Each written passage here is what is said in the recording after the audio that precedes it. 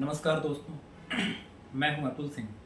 स्वागत है आपका नीति टॉक्स विद अतुल में। दोस्तों, कभी आपने सोचा है अगर कोई देश अपने पर्यावरण को बचाने के लिए कोयले का इस्तेमाल बंद कर दे तो क्या उसे इसकी सज़ा मिल सकती है? क्या साफ हवा के लिए उठाया गया कदम अरबों डॉलर के मुकदमे में बदल सकता है? जी हाँ, ये कहानी है धरती की नहीं, कानून की लड़ाई की। एक तरफ जलवायु परिवर्तन से जूझती दुनिया और दूसरी तरफ वो निवेशक जिनके अरबों डॉलर फंसे हैं फॉसिल फ्यूल प्रोजेक्ट्स में। आज हम उसी गहरे संघर्ष की कहानी समझेंगे। फॉसिल फ्यूल गवर्नेंस और इंटरनेशनल इन्वेस्टमेंट ट्रेटीज की विकास और पर्यावरण की टकराहट। कहानी शुरू होती है साल 2002 से, जब दिल्ली में हुई new Delhi declaration on sustainable development ने दुनिया को एक नया सिद्धांत दिया, सतत विकास, यानी ऐसा विकास जो आर्थिक प्रगति के साथ साथ सामाजिक और पर्यावरणीय संतुलन भी बनाए रखे। इस घोषणा में लिखा था, हर राष्ट्र का कर्तव्य है कि वह अपने प्राकृतिक संसाधनों का सतत और न्याय संगत उपयोग सुनिश्चित करे। फिर 2015 में आई United Nation sustainable development goals, जिसने साफ कहा, खाद्य सुरक्षा, स्वच्छ पानी, हरित औद्योगिकीकरण, समुद्री जीवन की रक्षा और जलवायु परिवर्तन पर नियंत्रण, ये सब अब विकास के ही हिस्से हैं। लेकिन दोस्तों, कागज पर जो आदर्श दिखते हैं वो जमीनी सच्चाई से कितने अलग होते हैं, ये हमें अगले अध्याय में समझ आएगा। निवेश की जरूरत और कानून का जाल। किसी भी विकासशील देश के लिए विदेशी निवेश जीवन रेखा होता है। फॉरेन डायरेक्ट इन्वेस्टमेंट यानी एफडीआई से सड़कें बनती हैं, बिजली आती है, रोजगार पैदा होते हैं और नई तकनीक आती है। लेकिन जब वही निवेश फॉसिल फ्यूल प्रोजेक्ट्स यानी कोयला, तेल या गैस में जाता है तो वहाँ शुरू होता है कानूनी संघर्ष। क्योंकि हर बड़ा निवेशक एक ट्रीटी के जरिए अपनी सुरक्षा तय करता है, जैसे बायलैटरल इन्वेस्टमेंट ट्रीटी यानी बीआईटी। इन ट्रीटीज में लिखा होता है कि अगर किसी देश ने ऐसा कदम उठाया जिससे निवेशक के मुनाफे पर असर पड़े तो निवेशक अंतर्राष्ट्रीय न्यायाधिकरण यानी आईएसडीएस ट्रिब्यूनल में मुकदमा कर सकते हैं। इसे कहते हैं इन्वेस्टर स्टेट डिस्प्यूट सेटलमेंट या आईएसडीएस। यानी एक कंपनी किसी देश की सरकार पर केस कर सकती है क्योंकि उस देश ने पर्यावरण बचाने की कोशिश की। अब देखिए ये आंकड़े और सोचिए कि किस हद तक ये व्यवस्था शक्तिशाली है।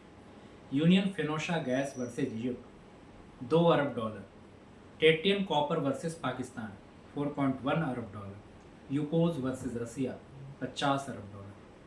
यानी अगर किसी देश ने अपनी जनता के लिए कोयले का प्लांट बंद कर दिया तो उस पर अरबों डॉलर का मुकदमा हो सकता है। पाकिस्तान जैसे देश को एक माइनिंग प्रोजेक्ट रोकने की वजह से $4 अरब का हर्जाना भरना पड़ा। नीदरलैंड्स ने 2030 तक कोल बंद करने की घोषणा की। 2 कंपनियों ने आईएसडीएस में केस कर दिया। इटाली ने समुद्र के पास ड्रिलिंग पर रोक लगाई। फॉरेन इन्वेस्टर्स ने एनर्जी चार्टर ट्रीटी के तहत चैलेंज कर दिया। ये है वो मुकदमे जहां धरती और डॉलर आमने सामने आते हैं। जब सरकारें भी डर जाती हैं, मतलब सरकार जानती है कि पॉल्यूशन कम करना जरूरी है, पर वो डरती हैं कि कहीं कोई मल्टीनेशनल कंपनी उस पर केस न कर दे। सोचिए अगर कोई सरकार पेट्रोलियम के टैक्स बढ़ा दे या पुराने थर्मल पावर प्लांट्स बंद कर दे तो इन्वेस्टर्स कह सकता है आपने हमारे प्रॉफिट पर हमला किया और ट्रिब्यूनल में चला जाता है मामला। नतीजन सरकारें पॉलिसी पैरालिसिस में फंस जाती हैं।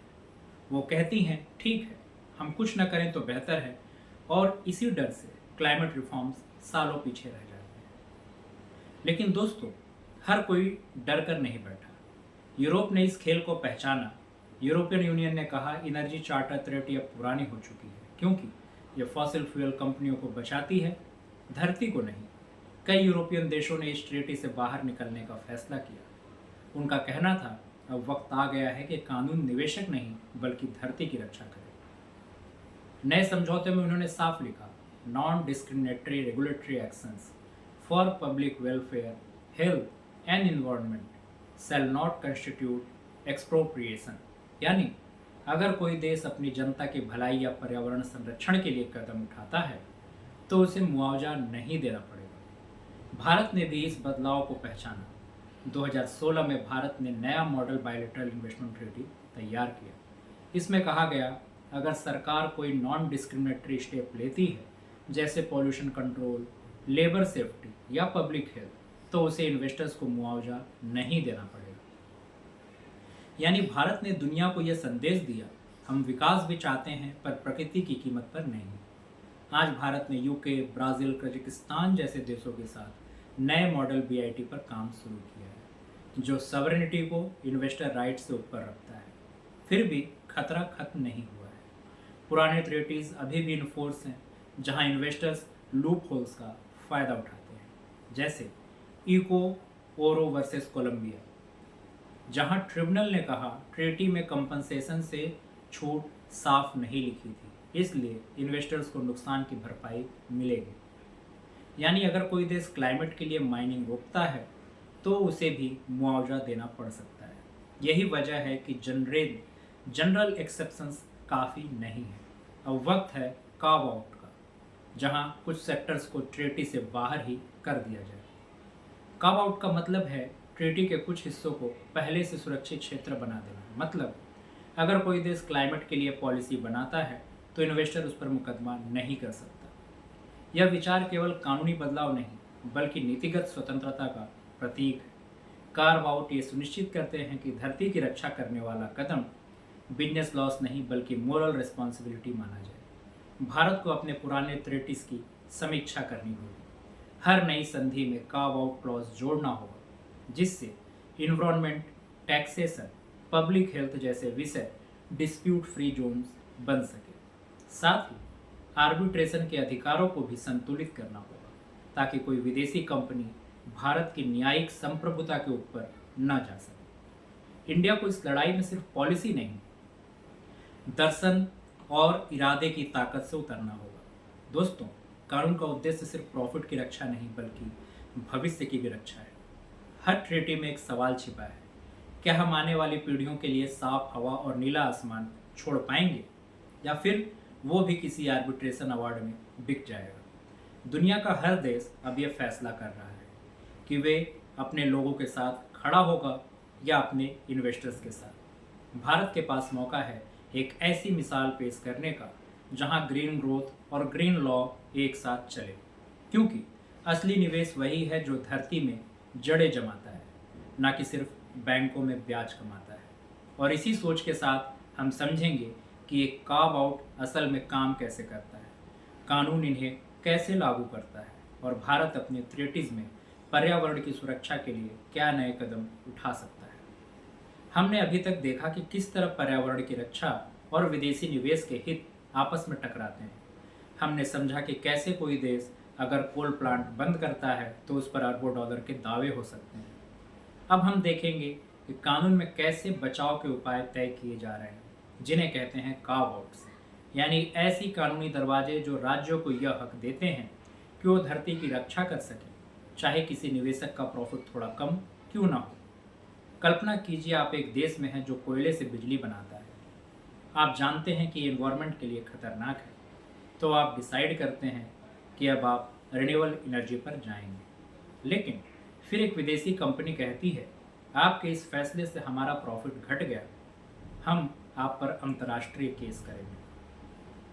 अब आपके पास दो रास्ते हैं, या तो आप इन्वायरमेंट की जगह इन्वेस्टर्स को प्रायोरिटाइज करें, या फिर आप ऐसा कानून लाएं जो कह दे क्लाइमेट के लिए लिया गया कदम डिस्प्यूट का विषय नहीं होगा।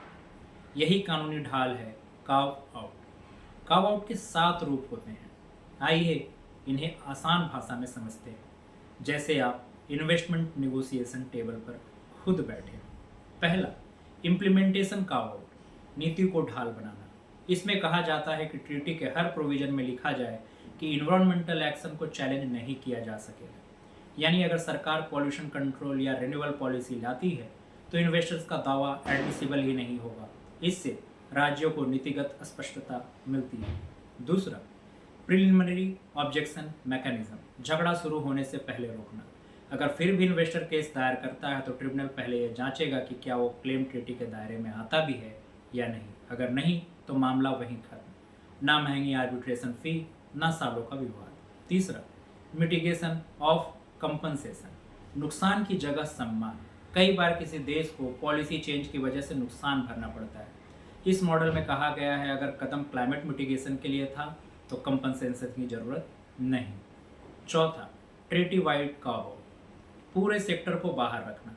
कुछ देशों ने सीधे कहा फॉसिल फ्यूल सेक्टर ट्रीटी के अंदर नहीं आएगा, यानी कोयला, तेल, गैस के प्रोजेक्ट्स पर किसी इन्वेस्टर को अंतर्राष्ट्रीय प्रोटेक्शन नहीं मिलेगा। इससे निवेशक साफ ऊर्जा की तरफ मोड़ने पर दबाव बढ़ता है। पांचवा, डिफाइनिंग फेजिंग आउट, स्पष्ट परिभाषा से अस्पष्ट भविष्य। कई बार विवाद इसलिए उठते हैं क्योंकि फेज आउट का मतलब स्पष्ट नहीं होता। ट्रीटी में ये लिख देना जरूरी है कि कौन सा स्टेप फॉसिल फ्यूल कम करने की प्रक्रिया है। छठवां, एंटी एब्यूज मैकेनिज्म, कानूनी गलत खेल पर नज़र। कई इन्वेस्टर्स कानून के लूप होल से प्रॉफिट कमाने की कोशिश करते हैं, इसलिए ट्रीटी में एंटी एब्यूज क्लॉजेस होने चाहिए ताकि इन्वायरमेंटल लॉ का मिसयूज न हो। सातवां, ओवरसाइट सिस्टम, साझा निगरानी का मॉडल। कार्व आउट के लागू होने का एक अलग मैकेनिज्म होना चाहिए, जैसे नेशनल ग्रीन ट्रिब्यूनल या FICCI जैसी संस्थाएं डिसाइड करें कि किस पॉलिसी का क्लाइमेट इम्पैक्ट रियल है। ट्रीटी को बैटल ग्राउंड मत बनाइए, उसे कोलैबोरेशन ग्राउंड बनाइए। मतलब अगर किसी पॉलिसी पर दो देशों में मतभेद है तो पहले consultation, dialogues and joint panel से समाधान निकालें, ना कि सीधे आर्बिट्रेशन में जाए। ये सिर्फ लॉ नहीं है, ट्रस्ट बिल्डिंग एक्सरसाइज भी है। भारत को अब 3 बड़े कदम उठाने चाहिए। पुराने ट्रीटीज की समीक्षा, जहां जनरल एक्सेप्शंस कमज़ोर है वहां कार्व आउट्स डालने की ज़रूरत है। नए ट्रीटीज में स्पष्टता, हर BIT में लिखा हो कि क्लाइमेट पॉलिसी नॉन कंपनसेबल होगी। डोमेस्टिक मैकेनिज्म को मजबूत करना, NGT, इन्वायरमेंटल मिनिस्ट्री और कॉमर्स मिनिस्ट्री मिलकर डिसाइड करें कि कौन सी पॉलिसी क्लाइमेट मेजर के अंतर्गत आएगी। कार्व आउट का सबसे बड़ा मतलब है राज्य की स्वतंत्रता। कानून इन्वेस्टर के लिए नहीं, समाज के लिए बनता है। अगर कोई देश अपनी भूमि, जल या हवा की रक्षा के लिए कदम उठाता है तो वो कभी वायलेशन नहीं कहलाना चाहिए। ये वही भावना है जो भारत के संविधान में भी लिखी है। राज्य पर्यावरण और प्राकृतिक संसाधनों की रक्षा के लिए नीति बनाएगा, तो फिर क्यों विदेशी ट्रीटीज उस संवैधानिक मूल्य से ऊपर खड़ी? दुनिया अब धीरे धीरे एक नए मॉडल की तरफ बढ़ रही है। यूरोपियन यूनियन ने मॉडर्न BIT फ्रेमवर्क में क्लाइमेट कार्व आउट को स्टैंडर्ड बना दिया है। न्यूजीलैंड और जर्मनी ने भी इसे अपने कोल फेज आउट लॉज में एक्सप्लिसिट एक्सेप्शंस लिखे हैं। इंडिया भी अगर ऐसा कदम लेता है तो केवल पॉलिसी रिफॉर्म नहीं होगा बल्कि मोरल लीडरशिप का संदेश होगा। आज हर देश ग्रीन ग्रोथ की बात कर रहा है, पर सच्ची ग्रीन ग्रोथ वही है जहां लॉ भी ग्रीन हो, यानी जहां नीति लाभ के लिए नहीं, जीवन के लिए हो, जहां कोयले की वजह सूरज की किरणों को सम्मान मिले, जहां आर्बिट्रेशन हॉल से ज़्यादा महत्वपूर्ण हो गाँव का स्वच्छ पानी। दोस्तों, कानून का मकसद डर पैदा करना नहीं, विश्वास बनाना होना चाहिए। निवेशक का लाभ भी जरूरी है, पर धरती की सांस ज़्यादा जरूरी है। कार्व आउट एक कानूनी टूल से भी ज़्यादा है। ये एक विचार है कि धरती को प्रॉफिट बैलेंस शीट से ऊपर रखा जाए। भारत के पास अवसर है दुनिया को दिखाने का कि वो कैसे ग्रीन पावर के साथ ग्रीन लॉ में भी नेतृत्व ले सकता है, क्योंकि अंत में फैसला यही करना होगा, क्या हम धरती के रक्षक बनेंगे या आर्बिट्रेशन के प्रतिवादी। मैं हूं अतुल सिंह और आप देख रहे थे नीति टॉक्स विथ अतुल, एक ऐसी कहानी जहां कानून भी हरी पत्तियों की तरह सांस लेता हो। धन्यवाद।